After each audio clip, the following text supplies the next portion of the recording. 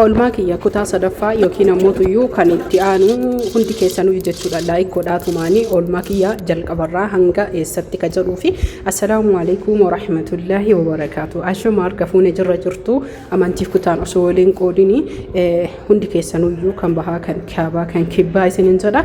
Akkuma argaa jirtan kana oolmaa kiyya turbee kanaa jechuudha qabadhuuf isinillee jaalattanii nuuf hojjedhu oolmaa kan kee please jedhaa jirtan waan ta'eefi akkuma argaa jirtan kana jalqaba irratti hordoftootaa fi kabajamtoota kiyya laayikii naaf godha 61 baadhee garuu viyuun 1,200 laayikii namoo 200 takka alhamdulillah hundaaf yuna xiqqaatee osoo hin tahini haa ta'u garuu nama hagana gahu keessa hin qaanfachiisa jechamaa fi akkuma argaa jirtanii biyya keenya keessatti duraaniin jechuudha karaalee adda addaatiin buddeenni hojjetamuu danda'a amma ammoo tuyyuu midhaan illee akkuma aadaan jijjiiramee jedhee midhaan illee sanyiileen adda addaa sanyii filatamaa akkasuma ammoo tuyyuu sanyii guddaa sanyiilee alarraa galee fi kan biyya keessaa jedhame baay'ee tokko jechuudha lixii yeroo qal'isnu hedduu buddeenni miidhaguu dhabuu yookiin ammoo biqila qabaachuu waan adda addaatu jira hundumaafuyyuu jechuudha akkaataa buddeena itti buusan jalqabarraa hanga dhumaa yoo barbaadan nagaafadha akkuma argaa jirtan xaafii jechuudha ergaa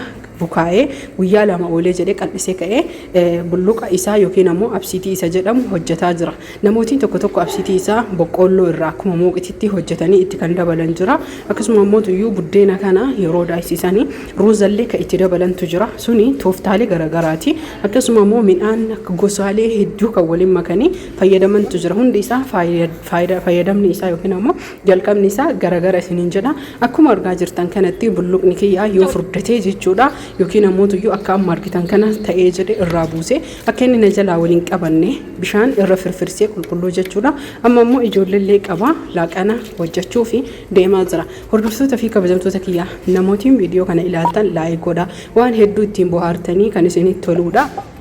Oolmaa nyaataa ammoo nama baay'eetu iyyuu keessallee hin hojjetin naan jettanii isin mufachiisuu diddaaf dhiise haa ta'u malee ammaaf ijoolleefillee firfirii akkasuma mootuyyuu waan tokko hojjedhe allichaanii isin agarsiisa isin ammoo laayikii godhaatuma na waliin tura hordoftootaa fi kabajamtoota umurazaan ooroo wantoota jiruu fi jireenya biyya keenyaa keessatti akkaataa jiraatu abbamaa fi rabbi qofatu beeka haa ta'u malee yeroo kamiyyuu fuulli keenyallee jireenyi keenyallee gammachuu ta'uu qaba dirqama jechuudha kan biyya namaatitti argine isaan osoo hin tahini kan biyya keenya akkamitti akka jiraattuu fi mala jireenya nyaataa fi dhugaatis tahee uffannaa mana kan keessatti simatu jiraata. Erga laaqana nyaannee geessinee jenne ammoo ganamarraa waan hojii baay'ee irra turee fi ganama waan ta'eef buna danfisaa jira. Hordoftoota fi kabajamtoota kiyya viidiyoon ittuma aanee itti fuuf ganama buddeenallee akkasuma ammoo tuyyuu buusuu hedaa uffata miicaa waan hedduutu jira haa ta'u malee isin ammoo buna walumaa dhiiwnee akkasuma ammoo tuyyuu isinillee viidiyoo laayikii godhaatumaan buna na waliin dhugaa na waliin turtii gaarii taasisaa isiniin jedha kabajamtootaa fi jaalatamtoota kiyya isinirraan tursiisu viidiyoo ediitii waan ta'eef jecha yoo xiqqaate viidiyoo sa'aatii 8 sa'aatii 9 daqiiqaa 4 fi 5tti deebisaa waan isiniif ediit godhuuf jecha isinillee laayikii bareedaa gochuudhaan viidiyoo kana ittiin bohaara akkuma argitan kana hojiidha waan ta'eef namootiin kun hojiidhaaf bahanii kun ammoo tuyyuu viidiyoo na waraabaa kun hundi isaanii gargar waan ta'eef buna nam lama qofa dhugaa jira qoraan bitannee deemaa jirra xarbii lama meeqa keessantu yaadata booda sanii ammoo tuyyuu maawraatiin nurra dhaame yeroo buddeena buusu waraabbii hin arganne waan ta'eef buddeena erga buusee jedhee kaameraa keessa oolchuu qaba oolmaa kiyya harraa jedhee isin agarsiise jidduutti garuudha buddeena erga buusee ka'ee ganama subii lammataa ciree keenya nyaannee erga kaanee laargoon kuni oriijinaala isiniin jechuu jira uffata miiccatti ka'e uffata miicuu qofa maalree waan baay'eetu jira kuni guyyaa lammataati akkuma argaa jirtanii viidiyoon addaan ciccitullee garuu hojii fi viidiyoon oolmaan hedduu namatti tora akkuma argaa jirtan kana namootiin laargoo kana bitattan saamunas tahee uffata keessaan foolii bareedaa qulqullinaafillee ni qaba beeksisa laargoo hojjetaa jiraachuu osoo hin tahini faayidaa mana keessan keessatiif isinitti himaa jira.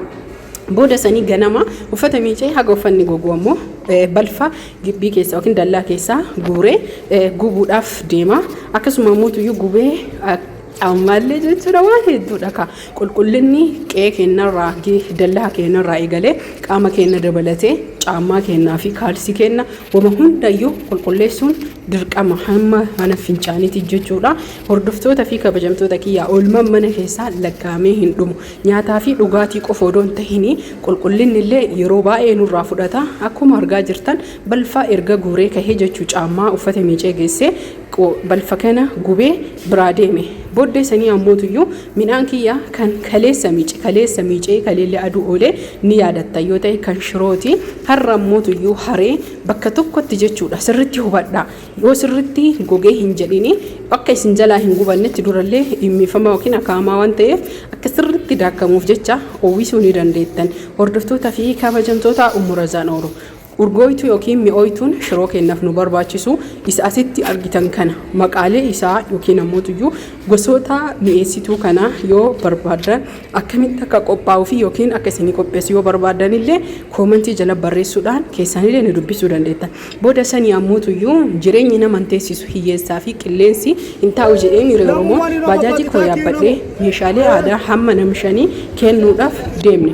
Isa qofa maalidha? Majlisaa faashina amma dhufe yookiin Arabiyaa majlisii mitiriin tokko 25 dalagamu asuma Shaashamannee keessa namootiin Shaashamannee fadama galatooma ulfaadha. Nama haga nama torbaattu isa kana orderarraa go'ate fe'atee jira. Baay'ee itti gammadanillee majlisa kanallee kennuudhaaf achumaan achi turee meeshaa aadaa nam-sadii erga kennee jedhee achi gore. Namootiin meeshaalee keessan osoo viidiyoof nan cinqin narraa fudhattan baay'ee galatooma ulfaadha. Isin jaaladha, isin kabaja. Oolmaan kiyyaa kana qofa osoo hin tahin asumaan erga kana kenninee geessini kophaa kiyya isinitti fakkaate galgalaa jechuudha. Galgala amma guyyaa sadaffaa fudhataa jira. Galgalaa'ee meeshaa kana erga feenee jenne makiinaa haga feenuuf nu tursiise. Achi booda ammootu gara mana keenna gallee jechuudha. Galgala naaf hubadhaa. Itti aansuun oolumaan keenna ittiin fufne inuma fufee deeme. Yoo kan guyyaa tokko nyaataa fi dhugaatii mana keessaa yookiin oolmaa kiyyaa qofa isinii waraabe soba fakkaachuu danda'a. Kanaaf guutuu oolmaa kiyyaa haala kanaan yoo isinii waraabe baay'ee namatti tola. Oolmaan kiyya kan itti aanu barii sadaffaa ciree kiyya nyaadhee akkuma kaheen jechuudha.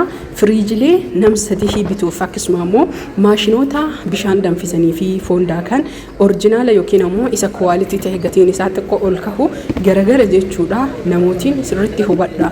Bittaadhaaf yookiin ammootuyyu dhufee kan jedhe fe'uudhaaf deeme. Oolmaan kiyya baay'ee bareedaa fi hedduu kan namatti toludha. Asumaan maashaallah jechuudhaan laayikii illee sheer gochuun akka rabbiin na jajjabeessuu fi bakka guddaadhaan na ga'u namootiin kaamiraas tahee kaawwiyaa adda addaa kwaalitii maashinoota barbaadan hunda isaa na biraa argattan. Haa ta'u malee kana jechuun namootii barbaadan irraa bitachuu mirga guutuu qabdan. Asitti batiraaleen yookiin baatiraan yookiin meeshaaleen daabboo itti fayyadamnus tahee kan buddeena sadarkaa qaba. Kan asirratti isin argaa jirtan kana hamma har'aatiin nam tokkoof hin binne. Kwaalitiin isaa gadaanaa yookiin ammootuyyu gabaa qofaaf kan dhiyaatedha malee mana keessatti osoo hin tahin gabaadhaaf kan ani isiniif bitu yookiin ammoo namootii bichisiifachuu qabdan kan ajajaadhaan malee gabaaf oolchuuf hin finne. Inni kun hanga qarshii 15,16 akkasuma immoo sadarkaan isaa gadi aanaadha. Hubadhaa. Kanallee yoo feetanii jettan qarshiin isiniif hir'ata.